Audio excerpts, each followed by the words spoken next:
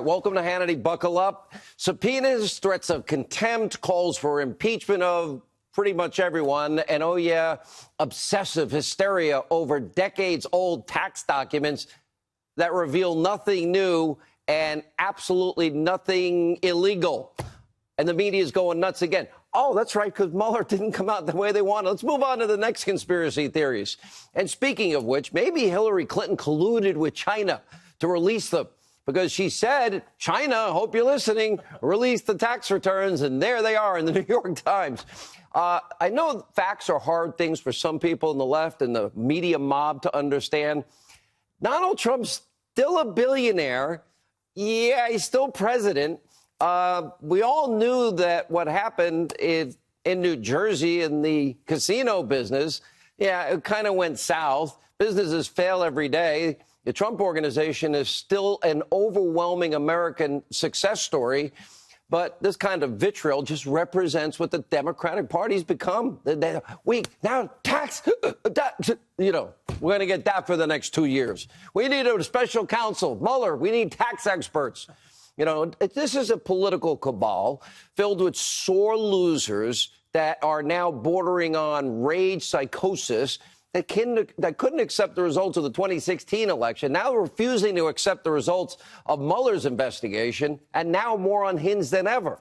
So tonight, after more than being cooperative in a broad 22-month witch hunt, President is rightly saying enough is enough, and he's putting his foot down. Remember, he didn't say or use executive privilege one time. He allowed everybody in the White House to talk to the special counsel. 1.5 million documents. This week, the White House did order, finally fighting back, former counsel Don McGahn with a not-to-comply order as it relates to the congressional subpoena. After all, he was already interviewed by Robert Mueller for a whopping 30 hours. The guy's talked out. He has nothing left to say.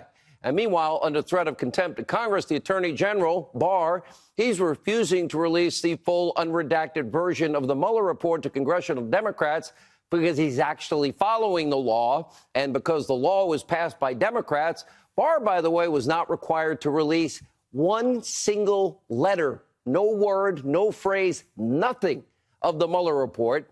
And the only redactions to the full report include, grand jury information, language pertaining to ongoing cases, investigatory sources and methods. Can't let that out anyway. And according to Press Secretary Sarah Sanders, the White House might order the DOJ to block Robert Mueller from testifying on the Hill, which kind of disappoints me. I got a lot of questions for Mueller. Why did he appoint Andrew Weissman and a band of Democrats? And let's see, people that withheld exculpatory evidence in the past and people that represented Hillary Clinton, nobody that donated to Republicans. I'd like a few of those questions. Why did Robert Mueller not touch Hillary Clinton's bought and paid for dirty Russian dossier? I know he was busy. He was looking into FARA violations, bad loan applications, incomplete tax returns, taxi medallions. I'm sure he was too busy to investigate Hillary's bought and paid for Russian lies and propaganda to impact the 2016 election, which was part of the mandate of what he was supposed to be doing, not taxi medallions or FARA violations. Watch this.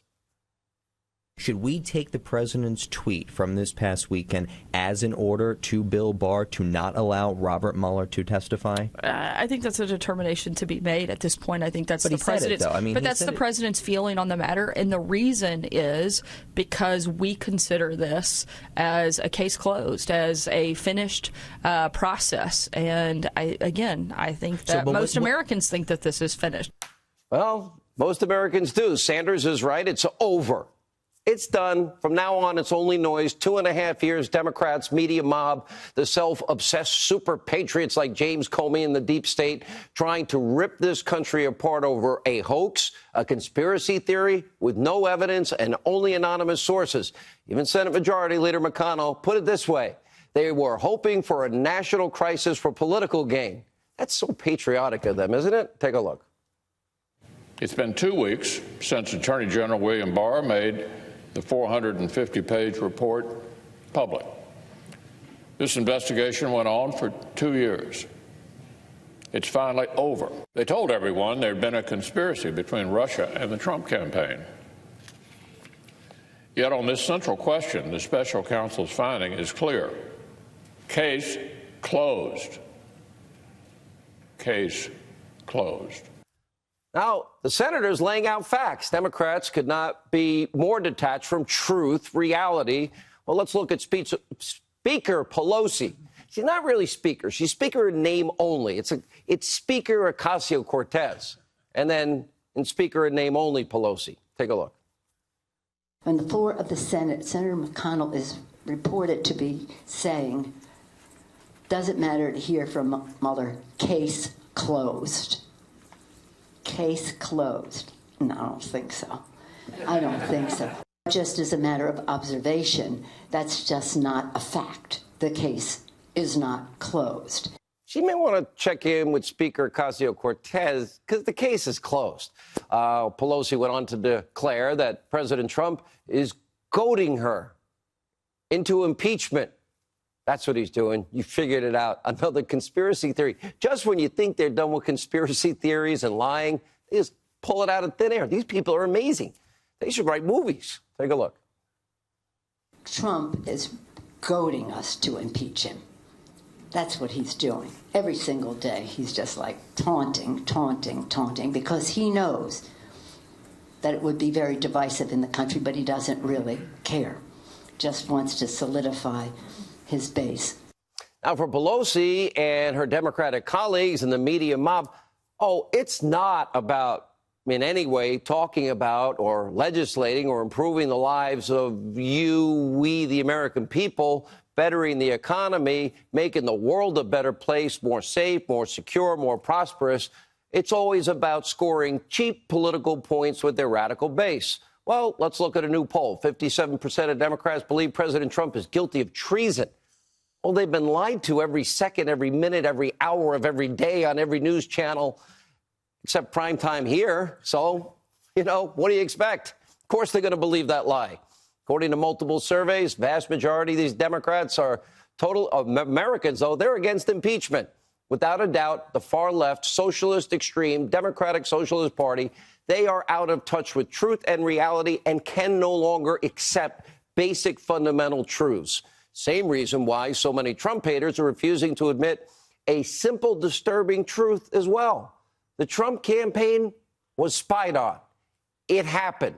And tonight, as Byron York pointed out, it's not a question of whether spying took place. Question is how much spying and by how many people. Now, even former National Intel Director turned fake news CNN hack James Clapper begrudgingly admits this simple truth. Looks like spying to me. Well, it was spying. Take a look. There are protocols and standards for using an agent, and I'm sure that's the case here. So you're saying this was not done lightly? Well, no, it's never done lightly. Was it spying? Well, I guess it meets the dictionary definition of surveillance or spying. When our federal government sends in undercover agents, like a hot blonde bombshell that's really flirtatious and makes herself available to George Papadopoulos for the purpose of extracting information out of him. Yeah, that's called spying. And when our own FBI uses a series of secret informants to set up meetings and then surveil Trump campaign aides and trap them into saying things that they can't say because they don't know, that would be spying. And when Carter Page, he's going to join us in a moment, had his calls and emails tapped by our own federal government after they committed a massive FISA fraud with the bulk of information in the application being Hillary's Russian dossier, that would be spying too. And what's worse, the basis for that spying was Hillary and her dirty Russian dossier, a document Comey and others signed off on. Do you know at the top of a FISA warrant, I just learned this today, it says verified. It was never verified. It's unverifiable.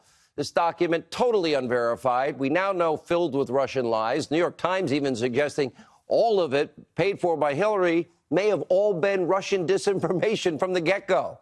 And thanks to a brand new breaking report from the Hill's John Solomon, we now have one more piece of damning evidence that the Obama administration knew that the dossier was a fraudulent political hack job well before Comey used it.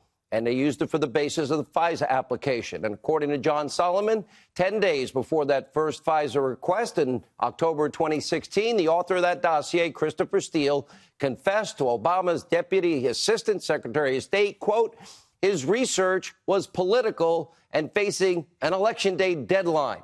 State Department memorialized this conversation in a written statement, which was subsequently hidden from Congressman Devin Nunes during the course of his entire House Intel investigation. The shocking revelation is now shining light tonight on a series of texts between FBI officials, Page and Strzok, that referenced an effort to speed up the completion of the FISA request, likely, we know, used against Carter Page. We're going to get back to my monologue on this and hear from Carter Page in a minute, but first,